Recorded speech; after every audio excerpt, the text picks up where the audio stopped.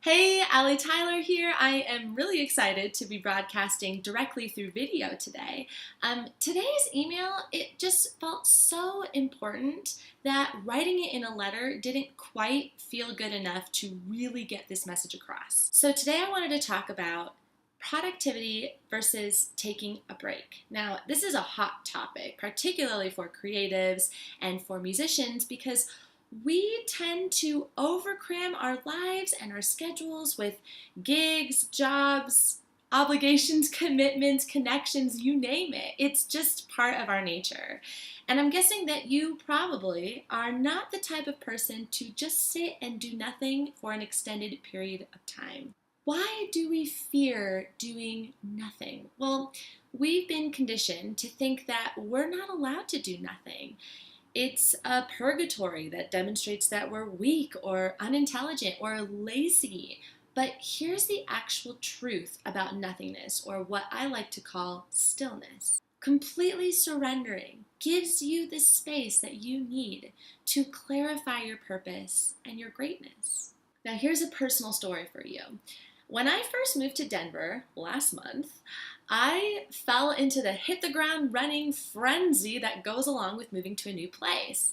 Totally natural. I needed a job, I needed money, and I needed it fast. But then I realized that this was an unusual opportunity for me to slow down and get really clear about the life that I wanted to create.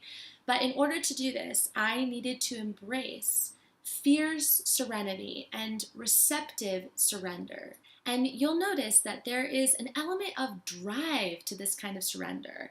There's a fierceness and a receptive element in this kind of stillness, meaning I was opening all channels of receiving any kind of inspiration or spiritual download or whatever you want to call it to help me clarify exactly the kind of life that I wanted to create. So for 2 weeks, I did nothing. I didn't apply to any jobs. I didn't really reach out to anybody, and I didn't even check out the music scene in Denver. I just took that time to clear the distractions, tune into what I wanted, and ask myself why I wanted it.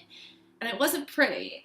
I was frustrated, I was bored, and I was upset that I couldn't figure out what on earth I wanted to do. I even went as far as writing to an advice columnist to ask how one gets clarity on their life purpose. It was really tough. But I knew that that was just my ego searching for certainty, and I just tried to remain steadfast on the decision to receptively surrender. And here's what happened. I put the pieces together. I had a clear vision of what I didn't want and a pretty good idea of what I did want. And that's the magic sauce here. It's not about trying to figure out your life purpose in this one exercise, but you do get closer and closer to detecting what it is that you want and, just as importantly, what it is that you don't want. In other words, what expands you versus what constricts you. So here is what you can start doing right now. I want you to visualize all of your commitments and your obligations, your engagements and responsibilities, and ask yourself, does this make me feel expanded, or does this make me feel constricted? And I want you to come up with a stop doing or get rid of list. These are the things that are distracting you from reaching your highest potential and stepping into your personal power. These are the things that are sucking time out of your day and crowding up the space that you need to clarify what it is that you want to do and who you want to be.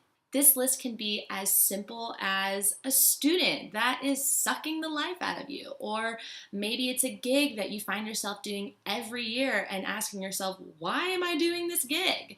Maybe it's a committee or a group or a company that you feel is constricting you from becoming who you want to be.